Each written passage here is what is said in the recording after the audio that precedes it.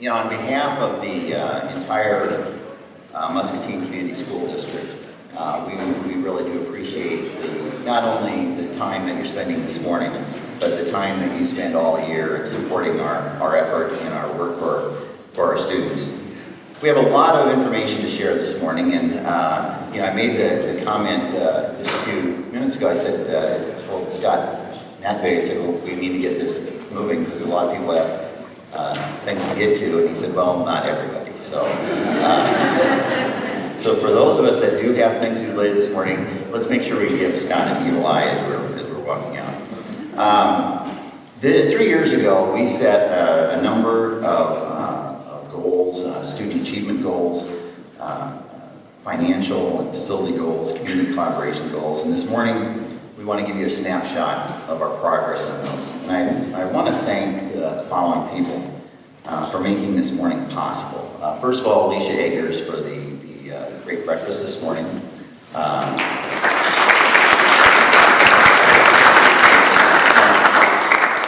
Alicia will be probably too humble to let you know I did most of the baking.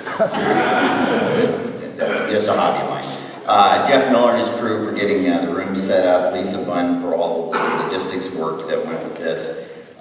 We had, you know, like all of you know, in any organization, there's lots of people that are supporting the efforts of the person that's standing up here speaking. And I certainly want to thank Mike McGrory and Becky Witchers, Joe Berquist, Tom Anderson, Jesse Freers for all the work they did in helping outline today's content. And I especially want to thank Elena Boubet, who has been instrumental in making sure that we get data together, that it's the correct data, and that it's organized in a fashion that makes sense for us to work with. And of course, like any good employee, I particularly want to thank those folks that I report to our Board of Education.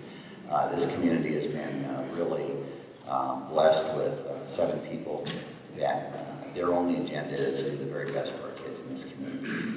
And I think as we go through some of our information today, you'll see that they've been on the job. So before we get to the data, though, there are a few things that I do want to share with you that I think are going to make a real difference as we move forward. The district really, like I said, has been very fortunate in having a board of directors that understands the importance of goal setting and having data-driven planning.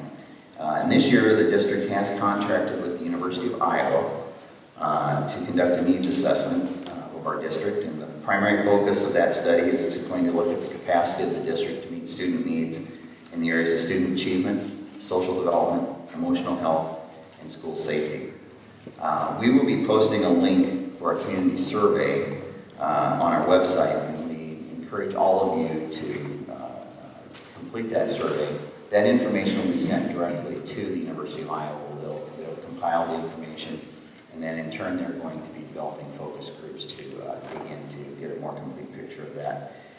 So the board will be using that information. We are also will be using our SIAC, our school improvement community team, to give information about their perceptions of where the district is at and where we need to go.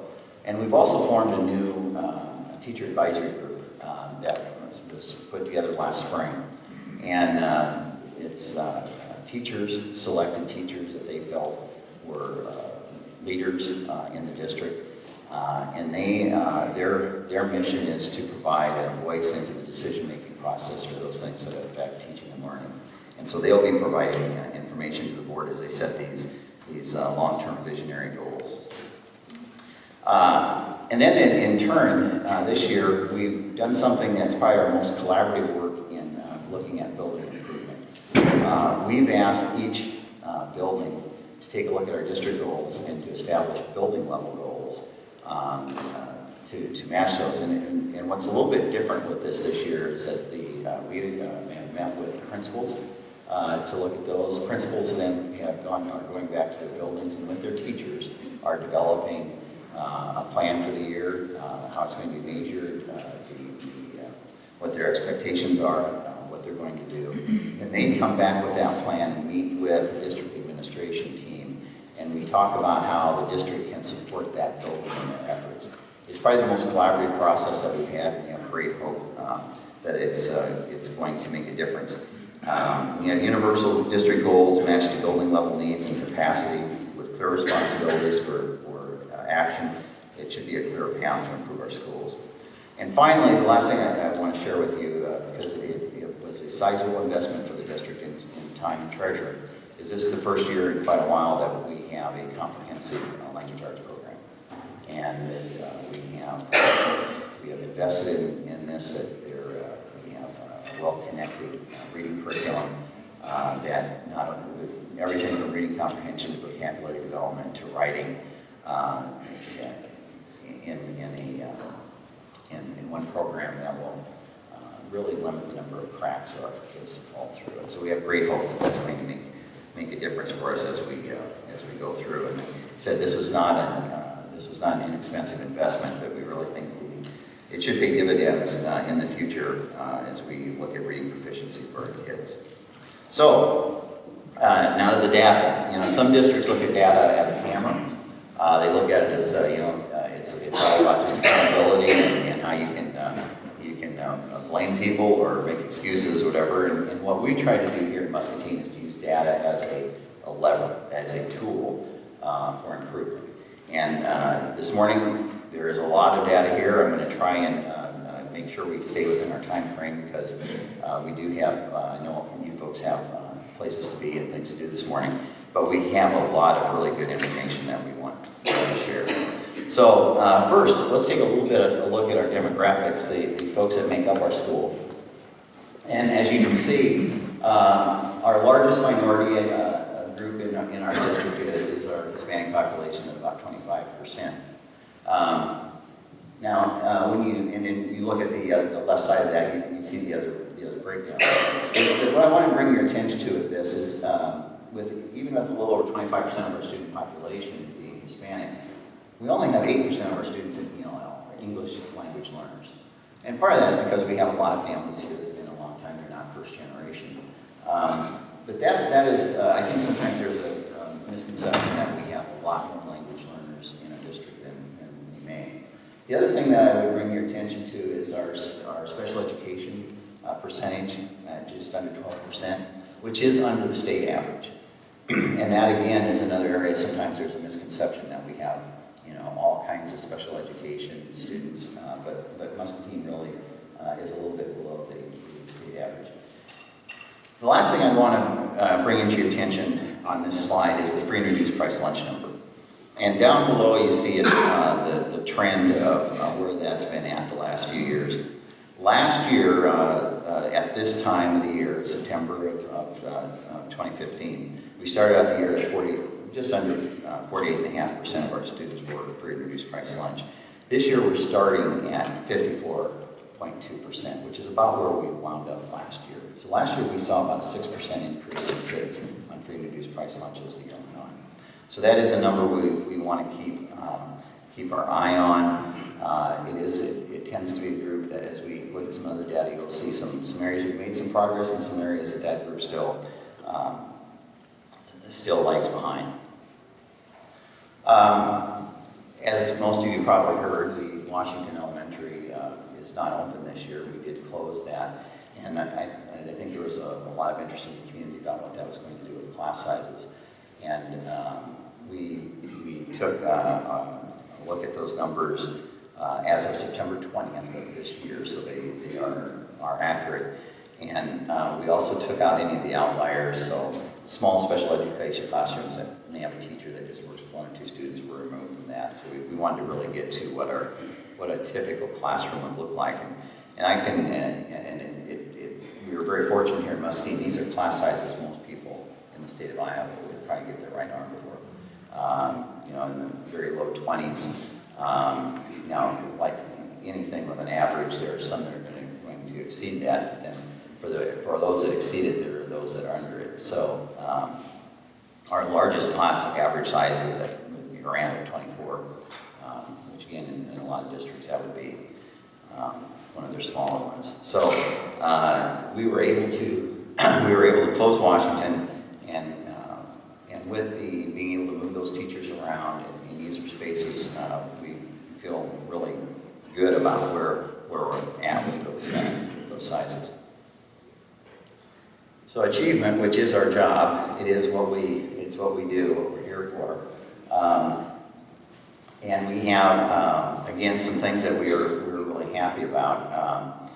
We had set a goal that 90% of our preschoolers are in kindergarten ready. And these are obviously, visionary goals. Or we know it's going to be very difficult to get 90%, but it's one of those things. If you reach for the moon and miss, you may hit a few stars. So last year at this time, 52% of our kids coming in kindergarten were kindergarten ready by our entrance assessment.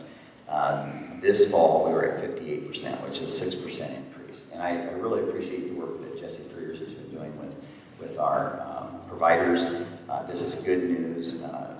When kids come into kindergarten below benchmark, it is an uphill road for them. And more importantly, the achievement gap starts for them on day one. And so the closer we can get to kids, all kids being ready, will be a good thing.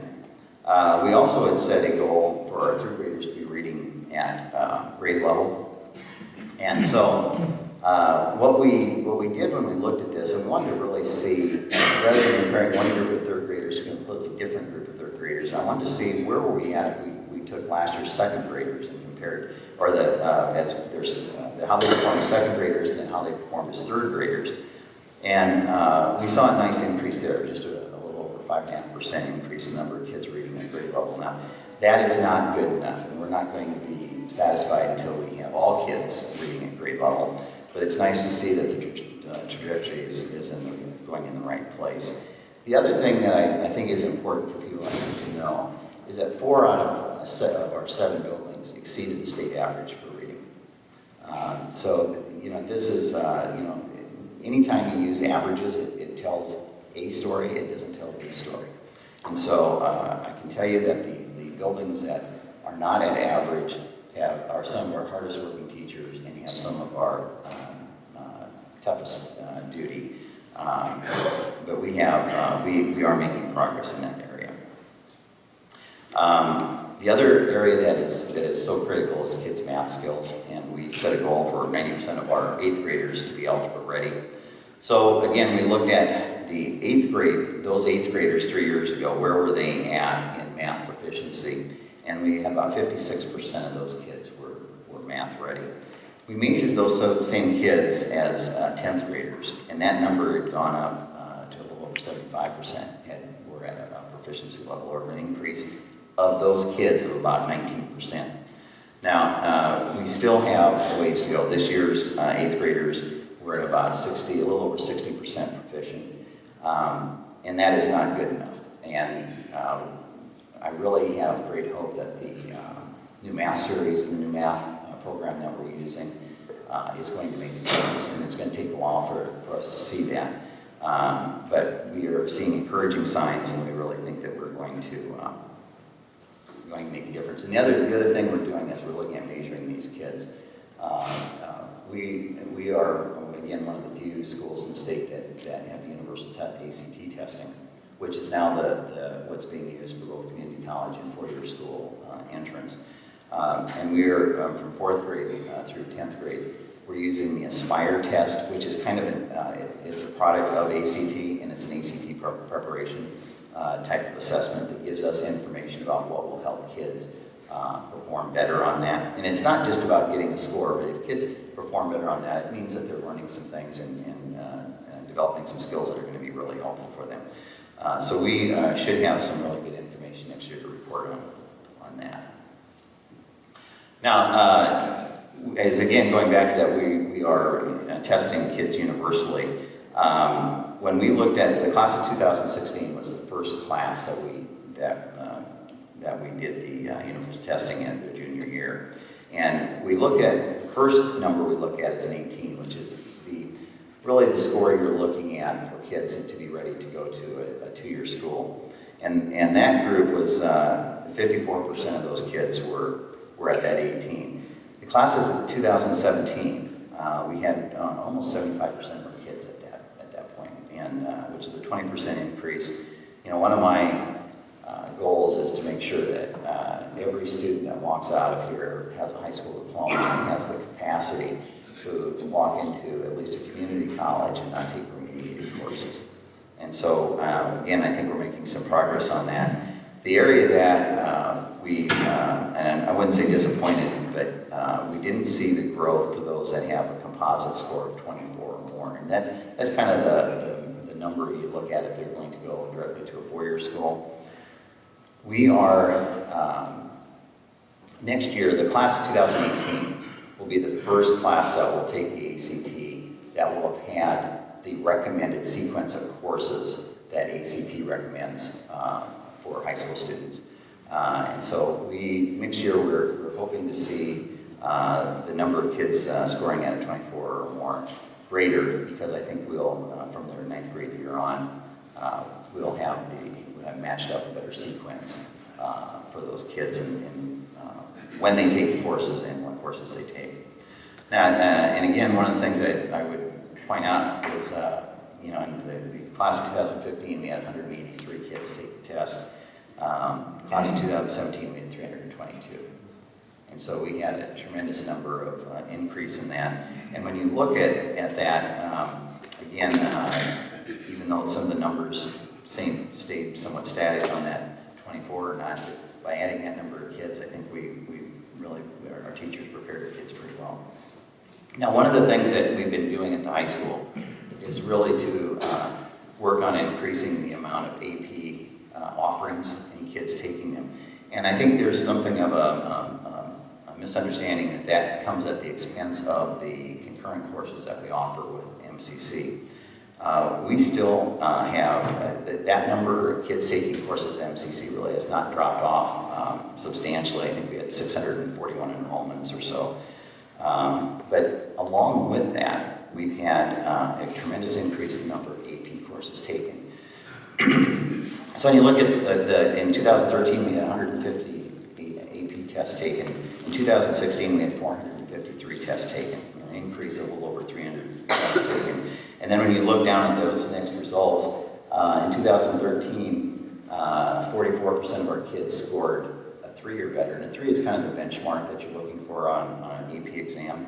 And by even increasing the number of tests taken, the number of kids taking those courses, we saw a 10% increase in the number of kids that scored a 3 or more. Again, that is just a real tribute to the teachers at the high school, the principals that are working with those kids and providing that opportunity.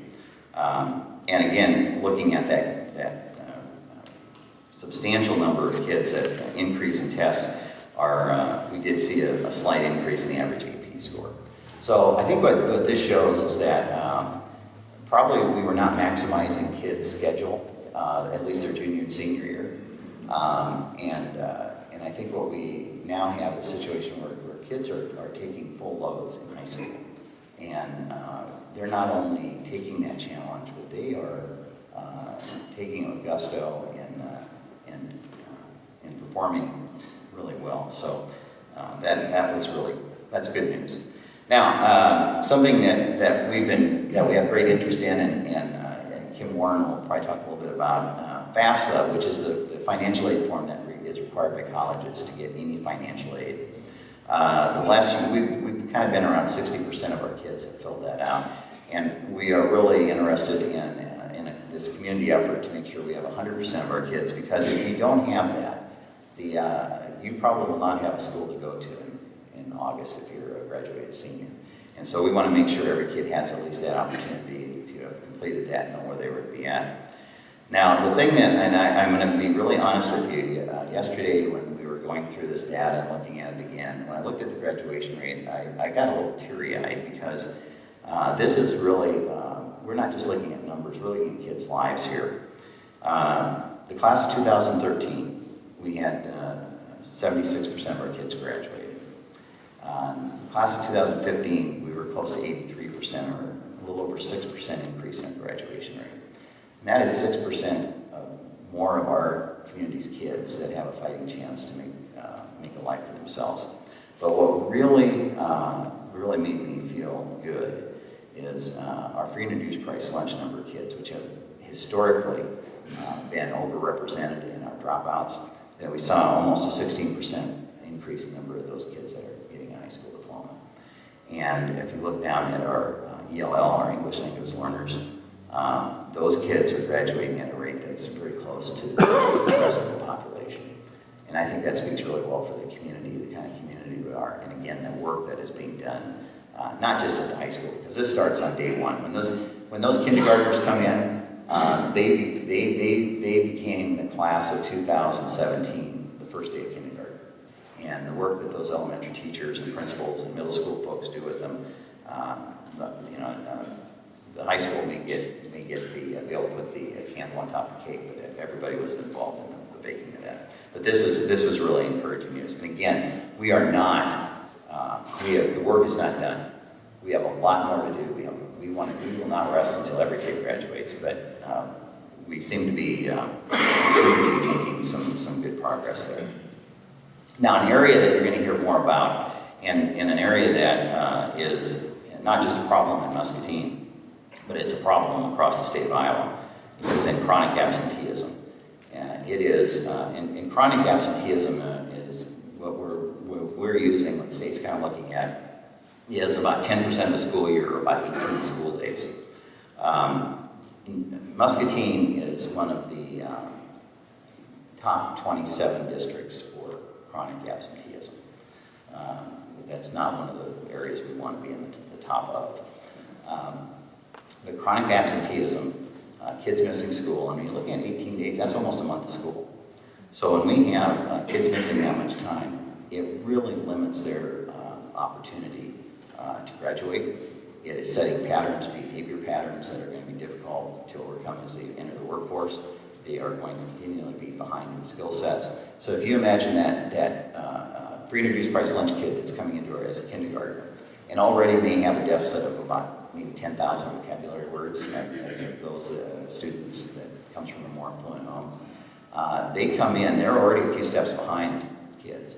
And then if they regularly miss a month of school or 2 months of school, and that accumulates over 9-10 years, you can only imagine the effect of that. So as we looked at this, we did see our Hispanic population is overrepresented in the chronic absenteeism rate. But if you look at that free and reduced price lunch number, with around about 75% district-wide of those kids in that chronic absenteeism rate, that is a code we have to crack. So what we did with this is we took this data and we broke it down into some tiers. And one of the things that we've been spending a lot of time internally talking about, you'll often hear people talk about the average daily attendance. And if you look at our average daily attendance at 94%, you say, wow, that's pretty good. 94% of students on an average day are showing up for school. That is one of those statistics that can really hide the underlying problem. The underlying problem is that about 18%, or almost 1 out of 5 of our kids, are missing more than a month of school each year.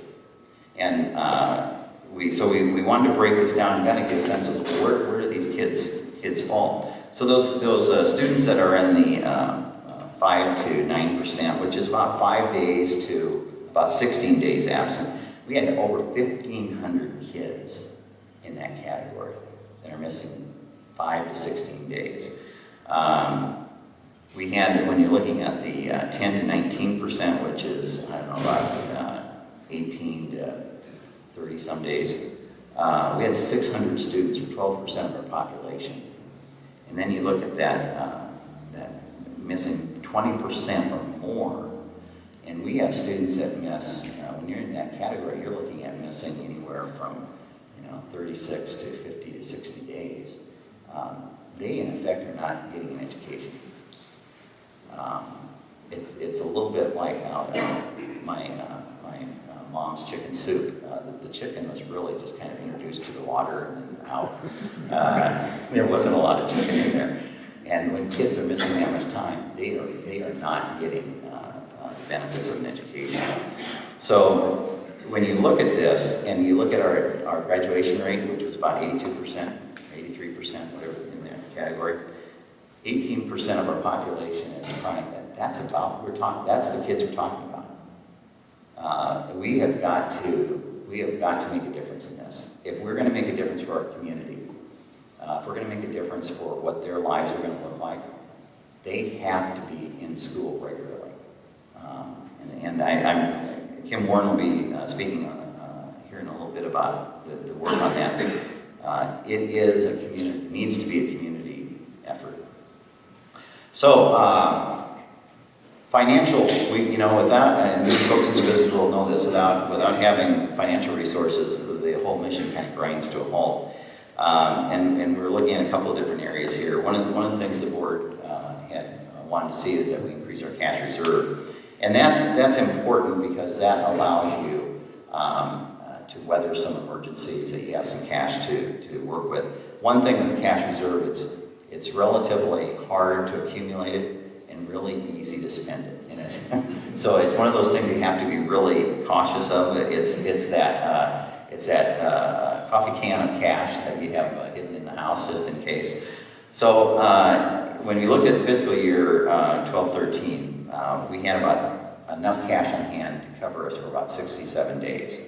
The recommended time is about 90 days, you should have enough cash on hand to cover 90 days.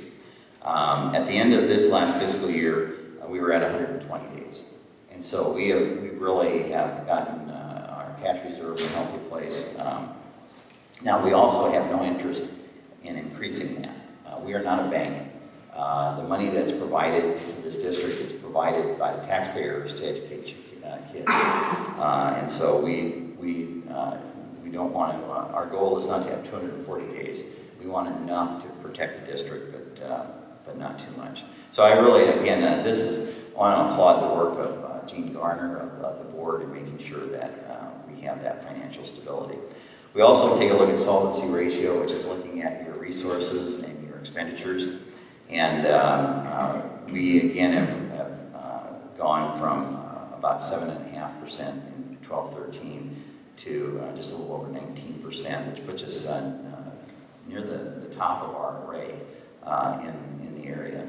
And again, this is important because it allows us the financial leverage to take on some new programs. If you're always spending as much as you're taking in, all you can do is maintain the status quo. And what happens as time goes on with that, your expenses always increase, which means that you have to be in a position to be having to cut. So we're in good shape there. And then unspent budget authority, and that's another area that was of concern. We were at a spot that we had, I think the first month on the job, I got this letter from the state saying, you better watch this is getting kind of low. And so the board was very strong in making sure that this got improved. And so we went from, the recommendation is you're somewhere between 5 and 15%, which means that you are not spending all of your budget that you absolutely can, because again, what that does is it gives you absolutely no room for emergencies or for things that may come up that may require some additional funding. And we finished this last year at a little over 13% with unspent budget authority, which puts us at about the middle of the pack of schools in our array. So financially, our houses, we're in good shape. We should be able to do the things that we need to do. But like any district where you have static or declining enrollment, it is always going to be a little bit of a balancing act of how do we take on new programs, how do we provide services, while at the same time not having that stability of increased state aid and student support. And as you know, Muscatine is something of a poverty-poor district. So it's a balancing act, but we're in a good position moving forward. Now, I'm going to talk a little bit here about facilities. One of the things I want to say is this room really turned out well. Most of you know this was a sanctuary, it was a church. Thanks to Jeff Miller's great work at selling stuff. We had a church in Florida that we put some things up for bid, and we had a church in Florida that brought a truck up and bought all the pews. They bought lights, we sold the organ that was here. And with those funds, we were able to redo this room. even out the floor, put the new tile in, the carpet. And we didn't have to spend any tax money on that, which is always a good thing.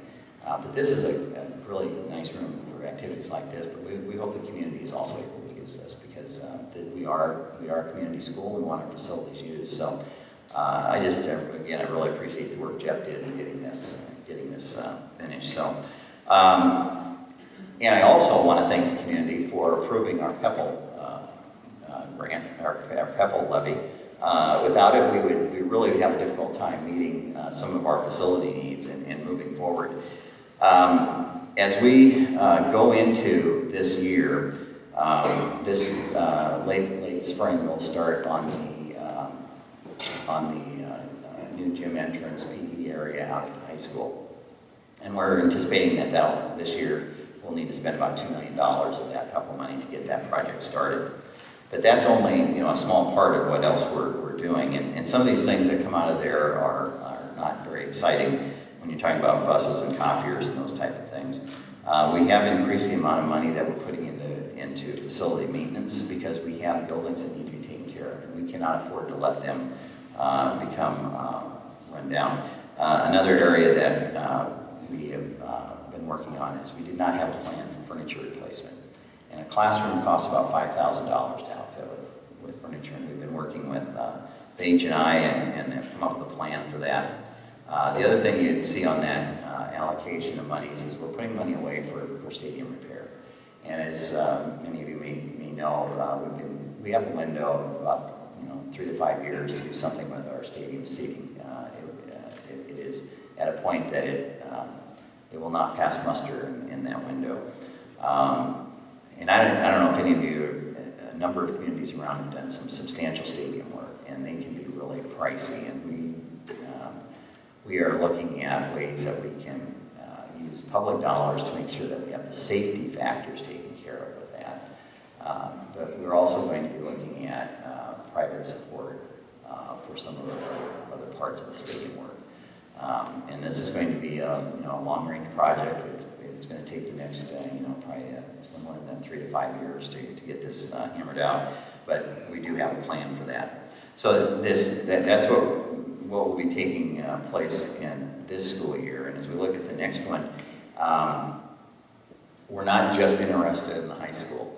But the next phase that we have to work on is our science labs at the high school. They are woefully inadequate. They are too small.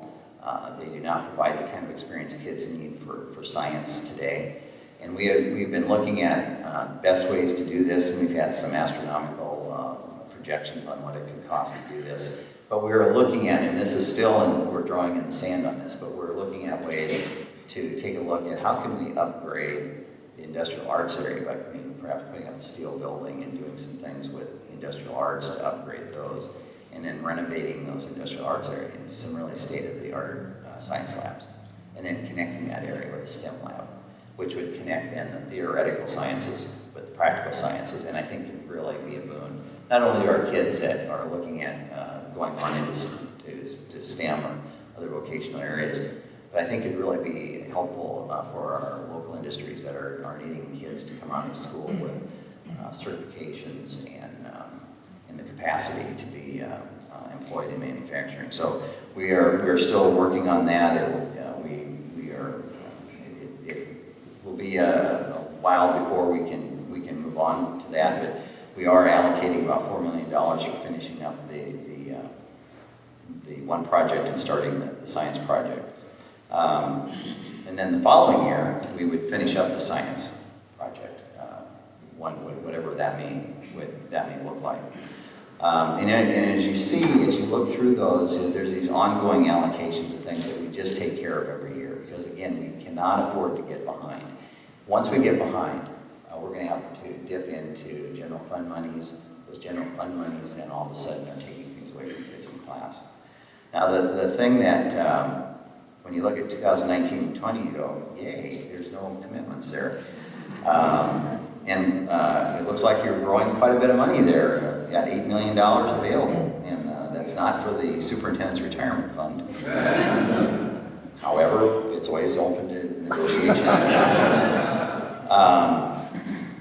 And you look at 2021, you look at that there's $12 million there, and you're thinking, wow, you guys are something, what are you going to do with all that money?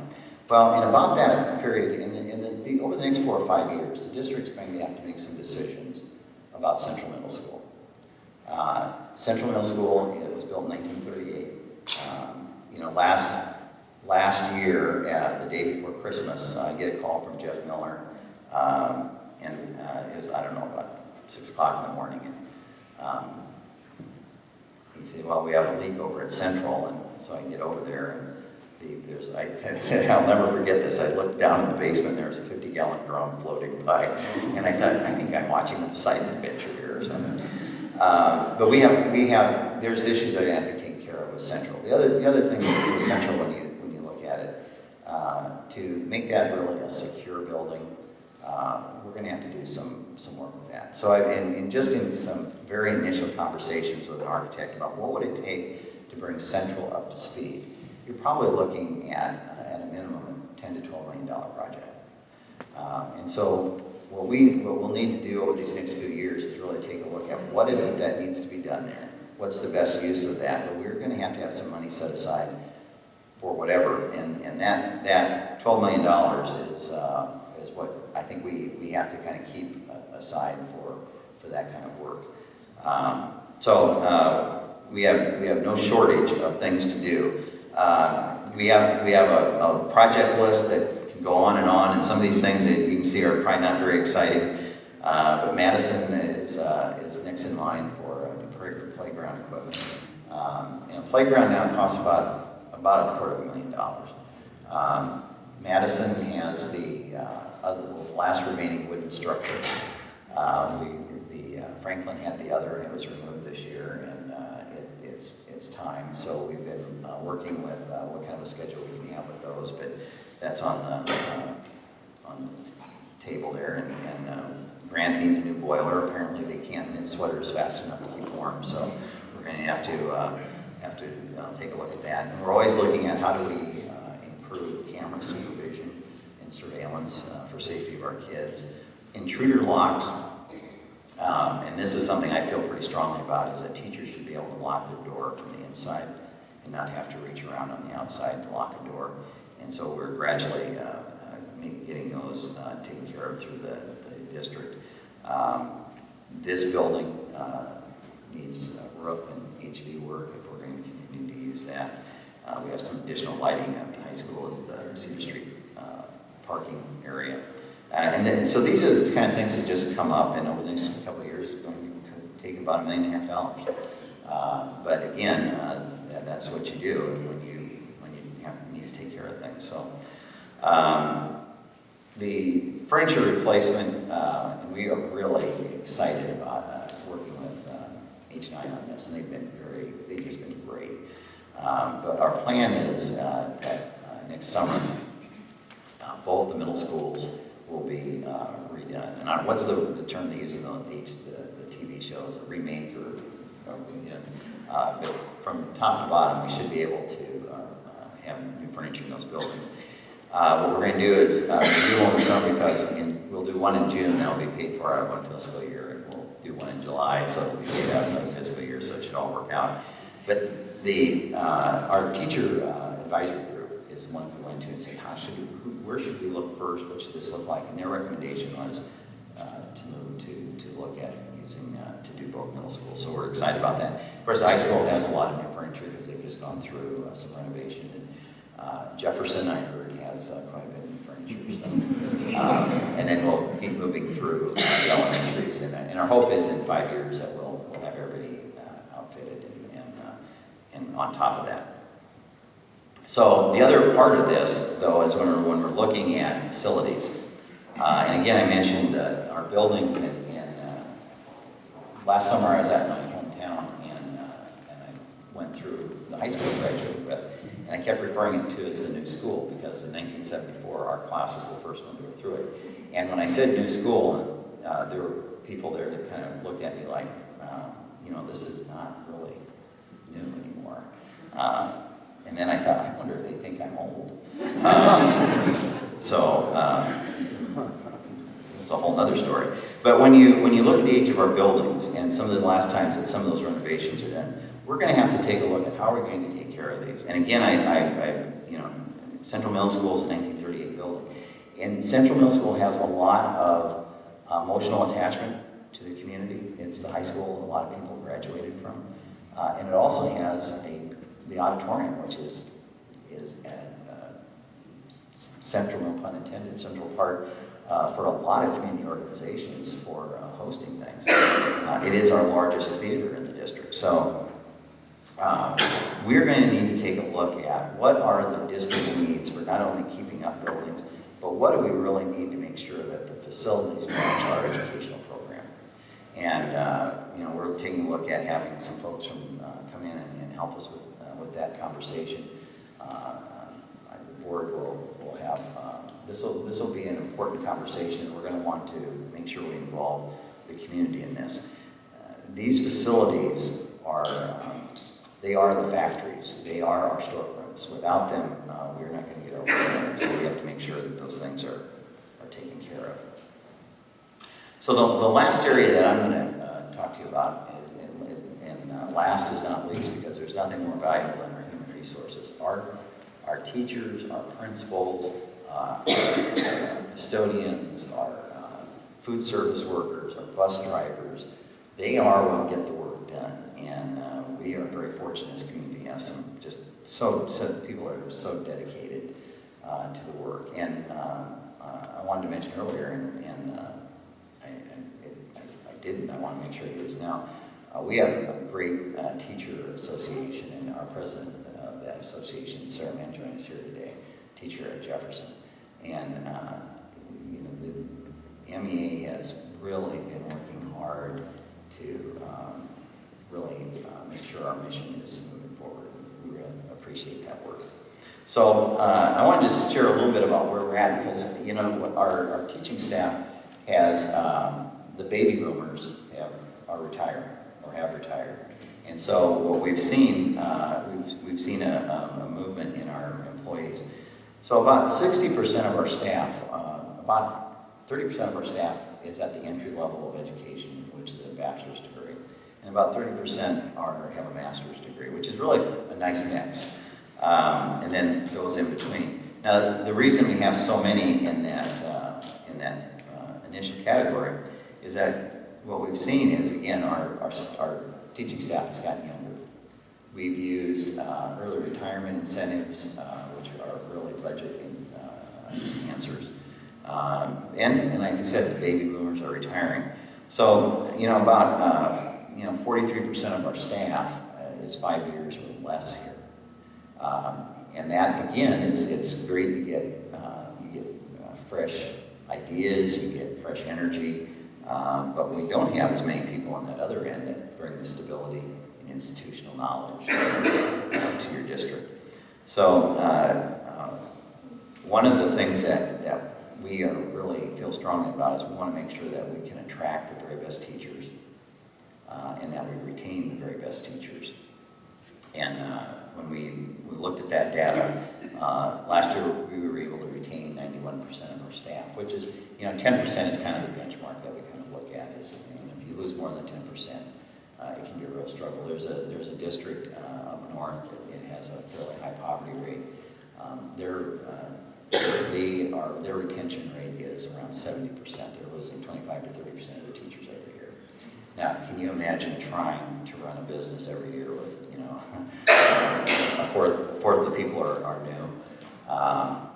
You spend a lot of money in training new staff, and what they're finding is they spend a lot of money training people, getting them up to speed to work with a more difficult population, and then the more affluent suburban schools grab them because they're well trained and have had some good experiences. So we're really happy about this. And one of the things that we really want to keep encouraging is that we have that our teachers not only come to Muscatine and say this is the place to be, but we want to make sure we encourage them. We want to make Muscatine their home.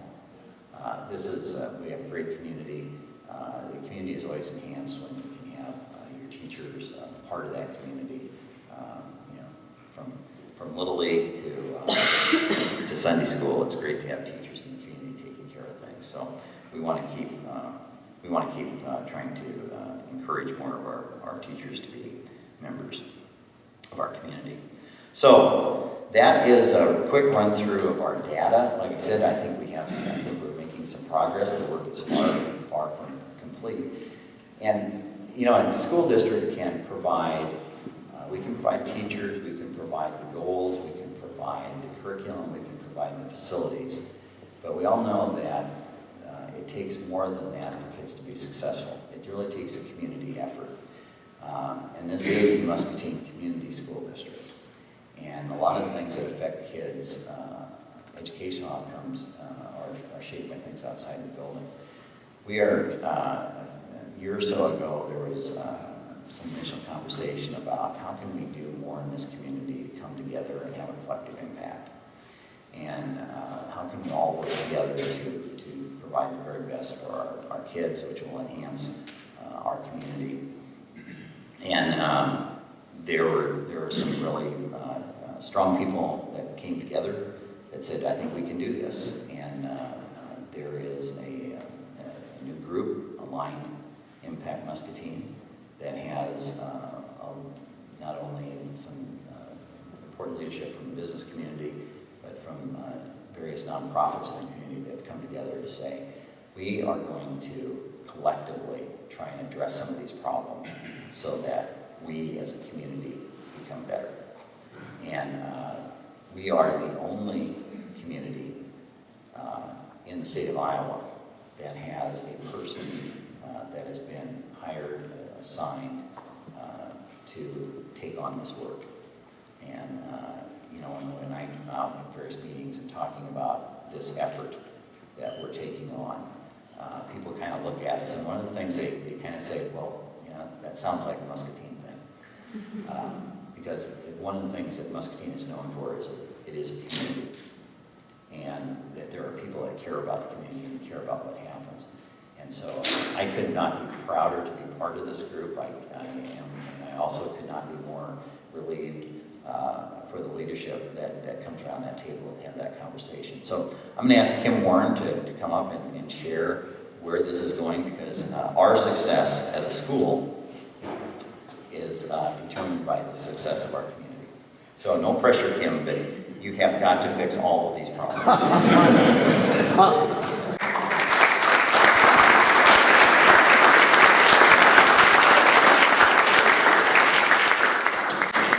Good morning, everyone. As Dr. Riibe said, I'm Kim Warren, and I'm the Director of Aligned Impact Muscatine. I'd like to thank Dr. Riibe for inviting me to speak with you this morning about how AIM is working to improve the condition of education in Muscatine. As many of us know, Iowa's demographics are changing. The demands for educated and a skilled workforce are increasing. The governor commissioned the Georgetown University to do a workforce projections for the state, and they estimate that by 2025, 7 in 10 jobs in Iowa will require some type of post-secondary credential, be that a technical certificate, an associate's, bachelor's, or advanced degree. If we look at Muscatine's most recent census statistics, only half of our adult population, 25 years or older, had any sort of quality post-secondary education. If we look at the most recent post-secondary education persistence data that we get from the National Student Clearinghouse, that's for the class of 2012, 64% of that class enrolled in some sort of post-secondary education within 1 year of high school, but only 51% of that class persisted, meaning they either graduated with that quality certificate within the year or they went back for their second year of an associate's or bachelor's degree. If we look at the more recent data that we have for the class of 2014, 65% of that class enrolled in some sort of post-secondary education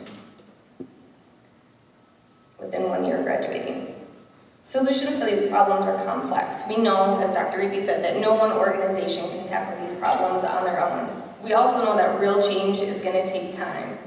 To be responsive to these changes, Aligned Impact Muscatine, through a community collaborative, aims to improve the condition of educational outcomes and better prepare students and adults for tomorrow's workforce needs, and to build a more employable and prosperous community for future generations. AIM has 3 overarching goals: to increase the percentage of Muscatine students who graduate from high school, to increase the percentage of post-secondary completion in our community, and to increase training opportunities for adults to address underemployment and unemployment. AIM's Leadership Council chose these goals because we really believe it's important to build a college-going culture in Muscatine and to improve our community's post-secondary education attainment and completion. We also believe it's important to deliver a coordinated set of services to students to master key fundamentals necessary for academic success.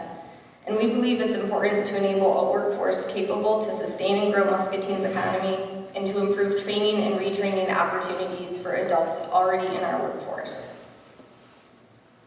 So, like Dr. Riibe said, no pressure, easy goals for all of us to work on, right? So what we've started doing is aligning resources under 4 very specific strategy areas. So the first strategy network I'm going to talk about is our early education. Here's the organizations that are a part of it. It's Family Effectiveness Coalition in town. And what that group is currently doing is looking at data as it relates to the birth to 3 population and to the preschool population, and then further discussions are going to be around barriers to services, barriers to preschool, different things like that. That's kind of where they're at in their early stages. The group focusing on academic achievement is looking at chronic absenteeism. We know if students aren't in school, they can't learn.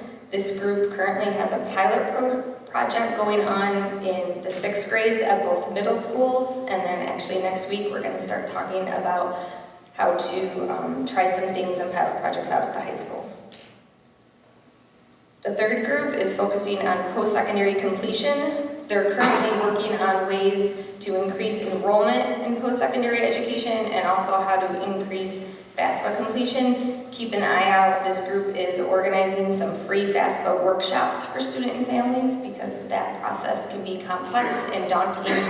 So keep an eye out for when those are. We'll get information out about that soon. And the 4th group is looking at adult education and retraining. What that group is really focusing on right now is going to be doing some interviews and some focus group with adults. Once they kind of get out of the school pipeline, we kind of start losing information about people, and we really want to see what barriers are people facing, what's going on. We have a lot of great programs at MCC where people can get certificates to get those well-paying jobs, but there's obviously reasons why people aren't taking advantage of those, and we really want to get to the heart of that. So, in a show of commitment to working together to solve our community's most pressing needs, members of AIM's Leadership Council will be signing our common agenda on behalf of their organization. I'm going to be calling them up one by one. They're going to briefly state why their organization is supporting this community collaboration and sign their name. So we'll start with Kathy Anderson-Knoll from Muscatine County Community Services.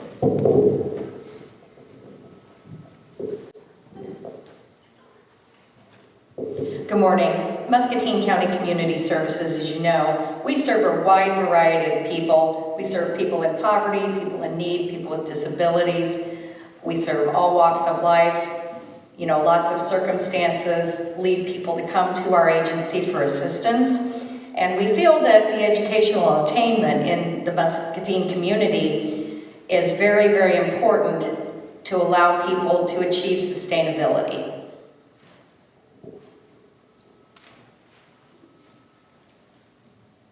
Gary Carlson from H&I Corporation.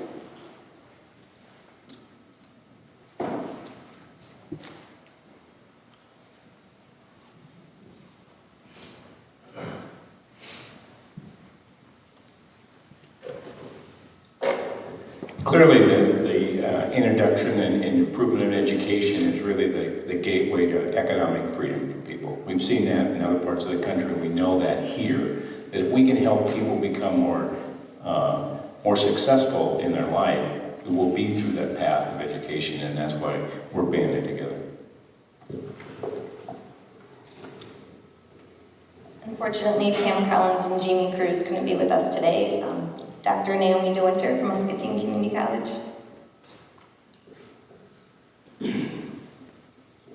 So this work is in our wheelhouse. Just as Muscatine Community Schools are the community schools, Muscatine Community College sees itself as the community's college. It fits within our mission, which is to provide high-quality training and education, affordability, accessibility, and to work on community improvement. So we're proud to be part of this group. Rich Dwyer from Kent Corporation.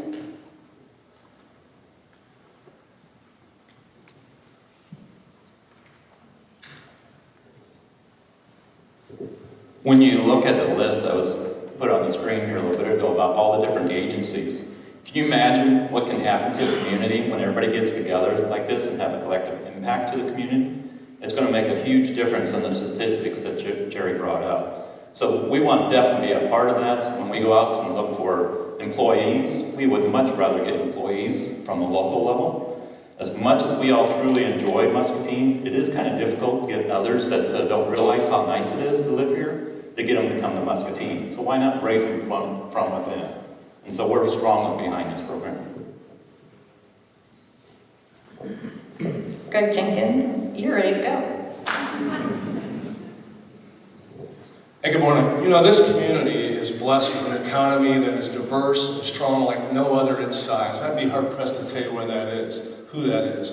And we want to see that continue. And the course has to come through initiatives like this to ensure that we have the folks in this community to enable the businesses to remain strong and diverse and grow into the long term. Thanks. Brett Olson, Y. Muscatine Community YMCA. The YMCA has 3 areas of focus. For healthy living, that's pretty self-explanatory. For social responsibility, so that's obviously our Big Brothers Big Sisters and Special Olympics programs, which are very unique. And then the third piece is for youth development. And so I'm lucky to be at the Y, where I have a guy like Jim Stearns, who's a YMCA legend. He's there 3 times a week, and he reminds me every week the Y was built for the kids. And so our big focus is seeing kids succeed and kids excel in life. So that's why we're behind this initiative. Shane Orr, United Way Muscatine.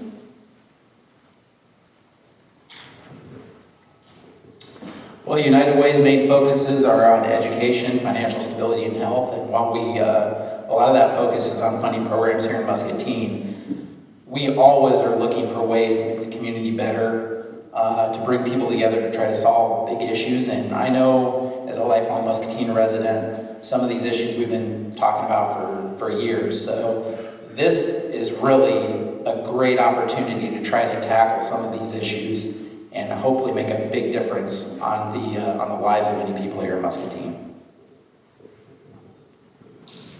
Krista Reginator, ISU Extension and Outreach, Muscatine County.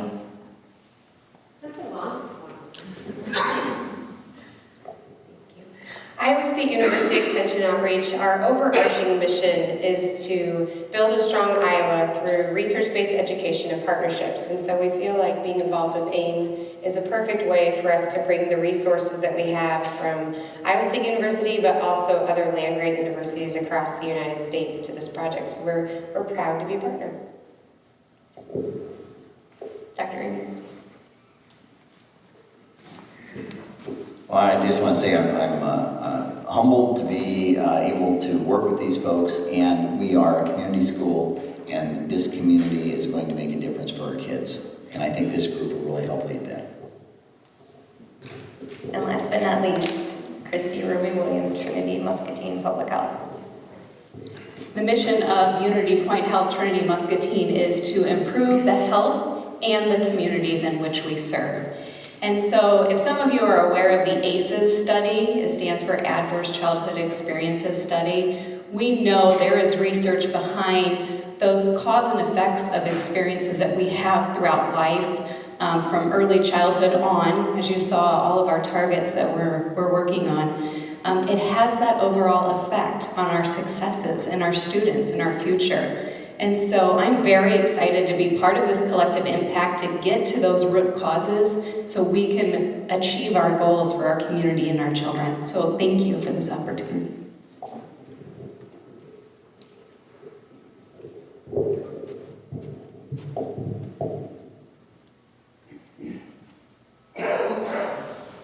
Thank you, Kim.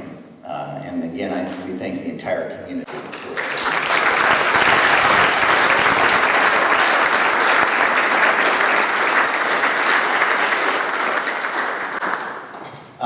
would also be remiss if I didn't mention that, one of the members of this organization, the YMCA, is undergoing a fairly significant facility project of their own, and I would bet if we would ask Brett nicely, he would still take some donations for that effort. I don't know if, he may at first say no, but if you keep at it, I think he may take some of those. And again, the Y is a great opportunity for kids in our community to have access to things that they would not otherwise have.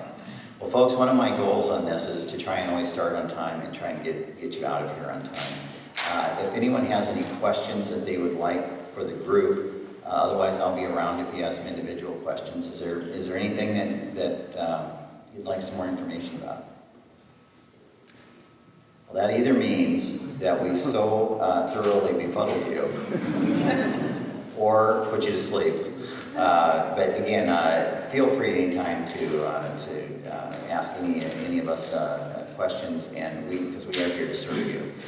Thank you for your support, and I want you to know that we're going to keep on this mission, and we're going to continue to get better. Thank you so much for coming this morning.